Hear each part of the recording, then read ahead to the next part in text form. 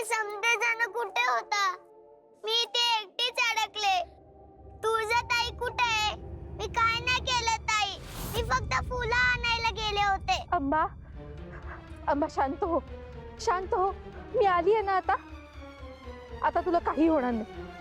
तू मला आधी सांग, तुला इथे कुणी आणलं बाळा? तुला असं जखडून कुणी ठेवलं होतं?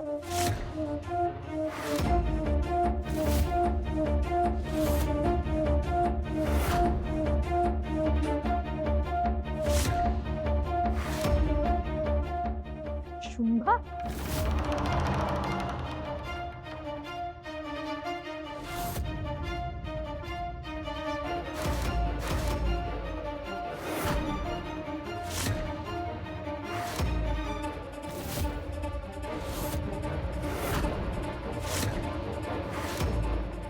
तू तुझ्याकडून हीच अपेक्षा होती. काय आहे, शेवटी असुरांची मूळ वृत्ती बदलता येत नाहीच ना.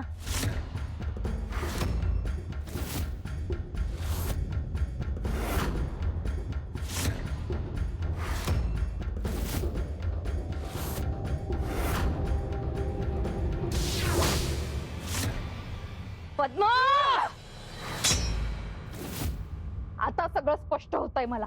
माझं रूप घेतलेल्या त्या असुराचा आणि माझा सामना झाला तेव्हा माझ्या आधी तिथे तू आली होती शुंभा.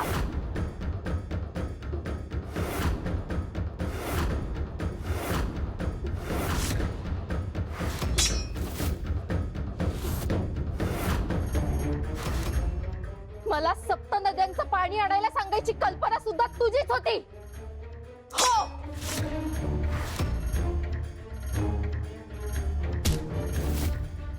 तेव्हा मला वाटलं की देवींच्या अधिक जवळ जाण्यासाठी तू हे सगळं करतेस. पण नाही, तू बदलली नव्हतीसच. बदलले होते तुझे चेहरे, तुझे डाव,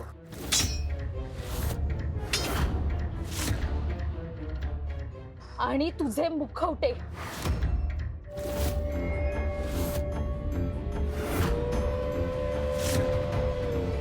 मला माहित आहे तुळजा, तू अशी विवाहाला सिद्ध होणार नाहीस. मग आता माझ्या समोर एकच पर्याय आहे. तू माझ्या बरोबर विवाहाला सिद्ध झाली नाहीस तर आता त्वरित आदेश देऊन तुझ्या बहिणीला या जन्मातून मुक्त करावं लागेल.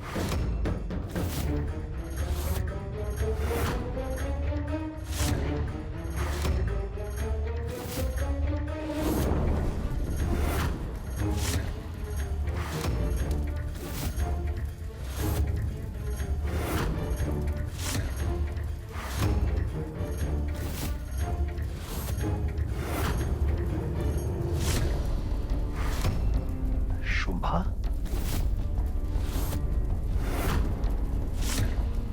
वाळूवर उभे केलेले महाल कितीही उंच असले तरी एका लाटेसमोर कोसळतातच.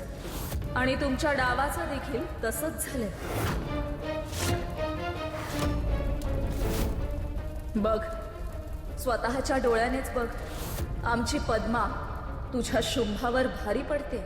नाही नाही, हे अशक्य आहे. हे होऊ शकत नाही.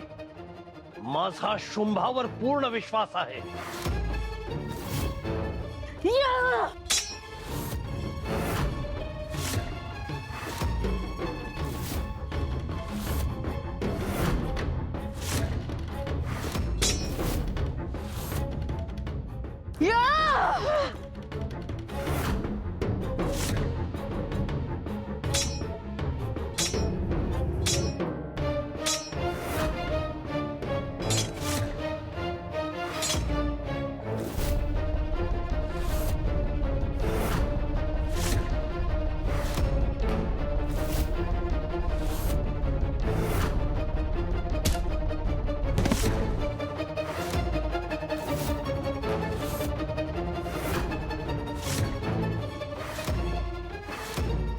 खूप झुंज दिलीस तू, पण आता तुझा शेवट जवळ आलाय. मरणासाठी तयार हो पद्मा. बघ बघ तुळजा, आता तू स्वतःच्या डोळ्यांनी बघ. तुझा आधार, तुझी सखी तिथे कोलमडून पडलीये. जिच्या विश्वासावर तू इतक्या उन्मत्त वल्गना केल्यास, ती तुझी सखी पद्मा आज माझ्या शुंभासमोर लाचार आणि हतबल आहे. आता कोण वाचवेल तिला? या!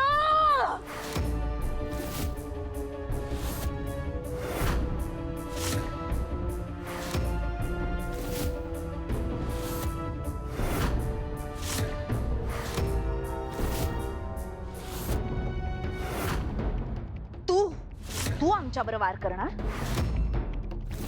तू एवढीशी चिमुकली, तुला धड तलवार सुद्धा उचलता येत नाहीये आणि तू आमच्यावर वार करायची भाषा करतीयस?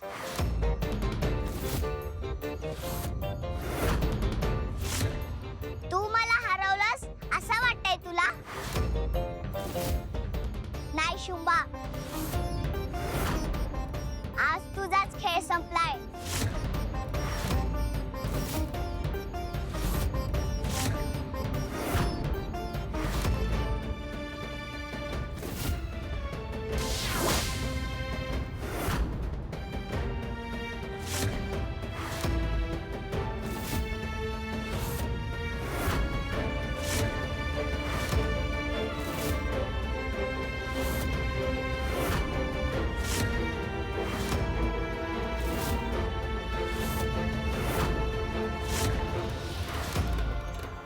तुळजा, तू?